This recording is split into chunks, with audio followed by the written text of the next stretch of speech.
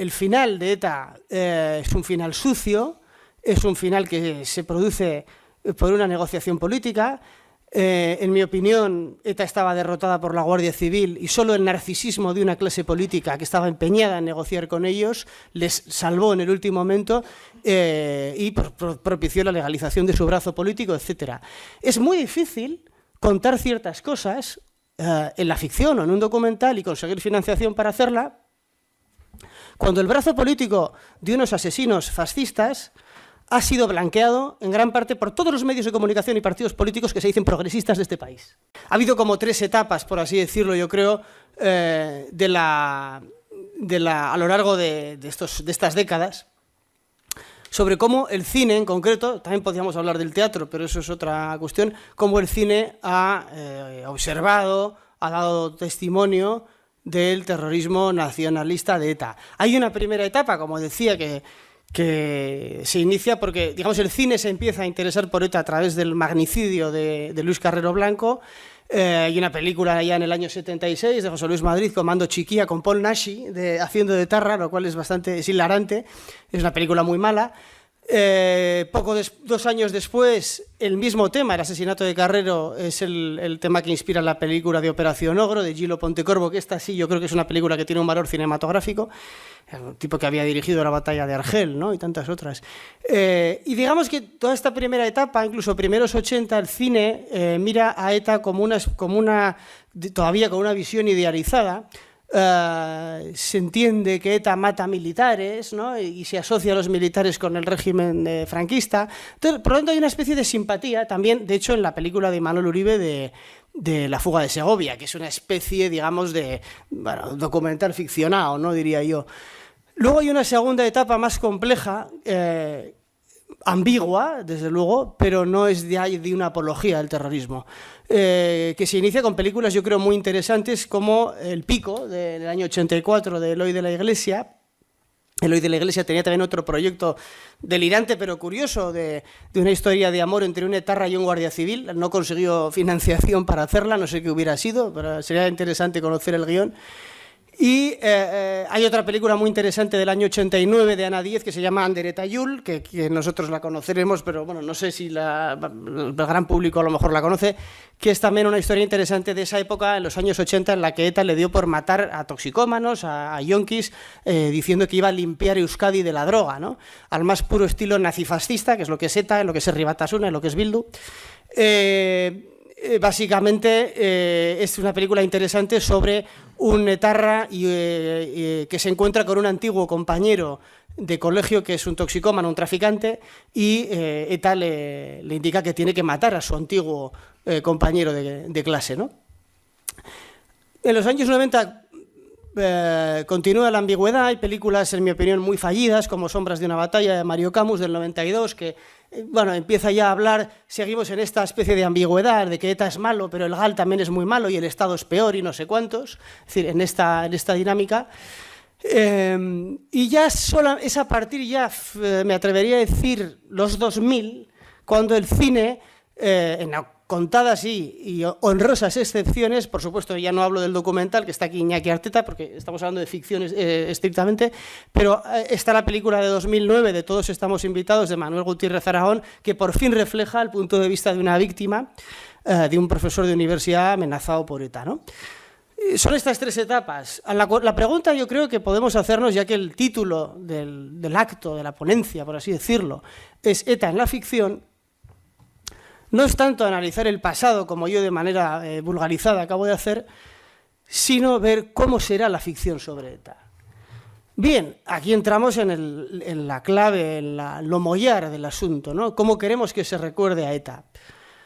Bueno, hay proyectos que consiguen financiación con mucha facilidad, siempre que se trate de difundir un relato equidistante, por así decirlo, no a favor del terrorismo, pero siempre haciéndonos creer que todos fuimos culpables del terrorismo, como lo cual, como decía Hannah Arendt, ¿no? Si todo el mundo es culpable del horror, nadie es culpable y por lo tanto se diluye la responsabilidad moral de los asesinos.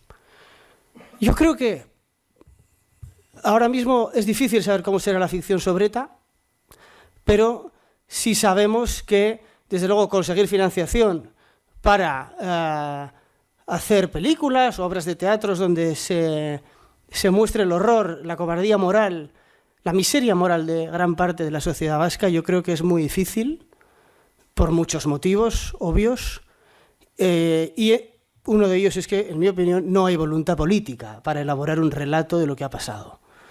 Hay, por el contrario, una voluntad manifiesta de o bien ignorar o bien sí difundir un relato en el que la autodenominada izquierda abertzale se sienta cómoda. En la sociedad actual, Jon, bueno, con Derbi no, pero con tus otros cortos has molestado a alguien y te lo ha hecho saber. Pues habrá que preguntar. Bueno, tú molestas con más cosas. Claro, no, soy impresentable.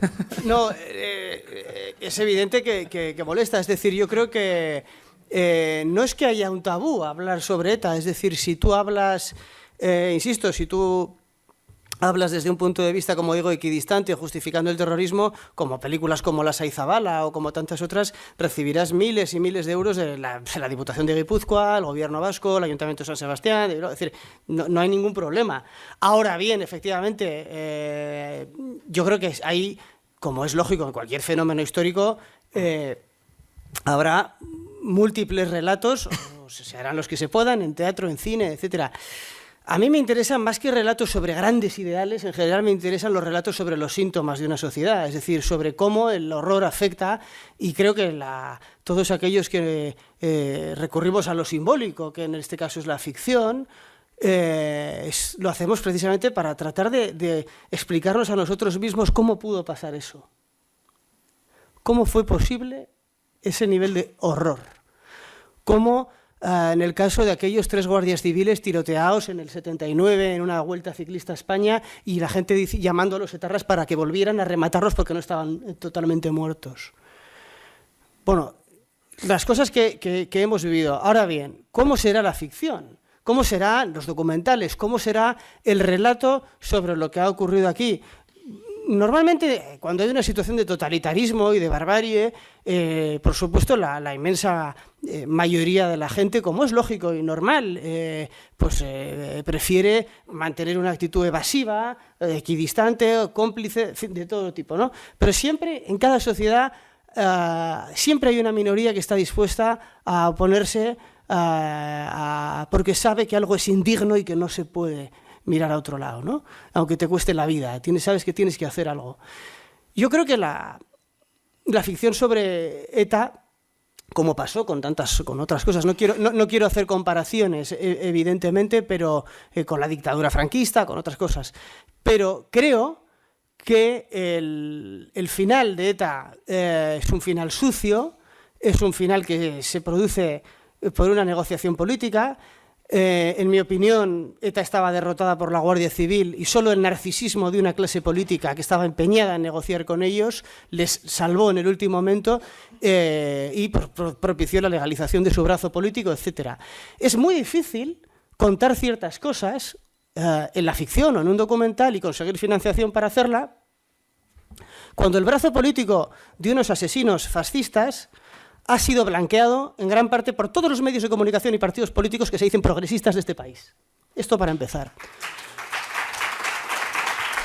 Quiero decir, es muy difícil contar lo que pasó cuando tienes, insisto, televisiones, medios de comunicación o partidos políticos que te quieren hacer creer que, por ejemplo, el Partido Popular, que es el partido de la oposición, partido al que no he votado en mi vida, ni creo que le vote, pero decir que este partido es menos democrático que Bildu, pues hombre, quiero decir, cuando el electorado, gran parte del electorado progresista de este país piensa que Bildu es más democrático que el PP, es que la convivencia en España es imposible. Es que la degradación de las instituciones, es decir, lo que dicen los psicoanalistas, el pacto simbólico se ha roto. La degradación institucional es espeluznante. Cuando yo tengo amigos que me dicen que Merche Aizpurua mejor que el PP, pues bueno, pues esto es lo que hay. Merche Aizpurua, una señora que era la que ponía el nombre de quién debía ser asesinado.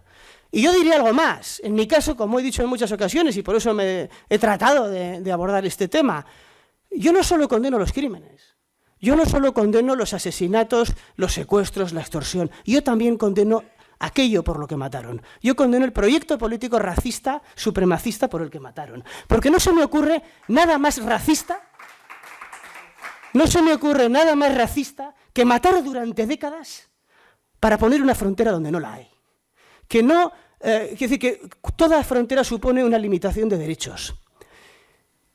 Que nadie tiene derecho a decidir sobre lo que es común, sobre lo que es de todos. Que nadie tiene derecho a convertir a su vecino en un extranjero. Que nadie tiene derecho a levantar una frontera étnica. Que ellos son fascistas y que yo no les voy a blanquear. Y como pueda, hasta que me muera, con la ficción, con el documental, sin un puto duro, trataré de denunciar a esta gentuza sin piedad.